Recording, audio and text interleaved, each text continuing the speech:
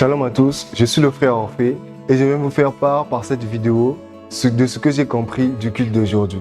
Alors aujourd'hui, premièrement, on nous a montré que Israël était sous l'empire romain, conformément au songe du prophète Daniel, qui avait présenté l'empire romain comme la quatrième bête. Je vous suggère d'aller voir les précédentes vidéos afin de comprendre en plus ce que je viens de citer.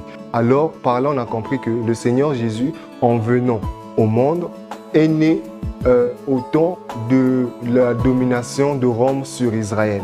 On a aussi compris que Jésus était né au temps de la loi.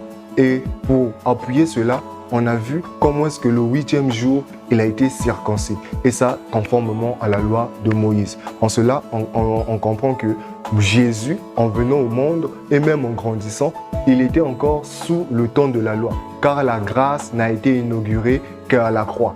Et on a touché encore des écritures, on a donné des exemples comme avec Noé et Abraham, où on a vu que pour inaugurer une alliance nouvelle, il faut la déversion du sang. Il faut que le sang soit déversé afin d'inaugurer une nouvelle alliance.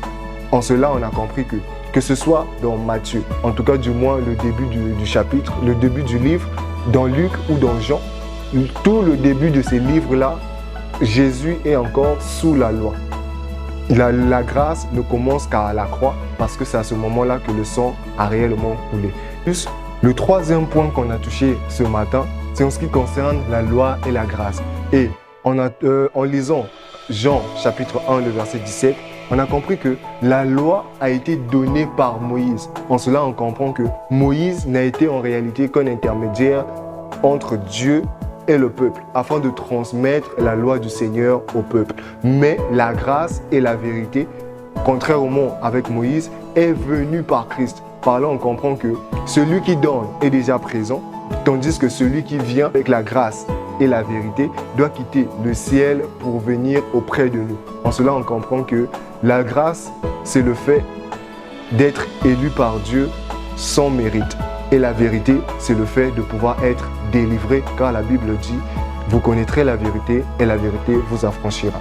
Merci bien aimé d'avoir suivi cette vidéo. Je vous conseille, je vous suggère, je vous exhorte vivement à aller suivre le culte afin de comprendre encore davantage ces choses bénéfiques pour notre âme.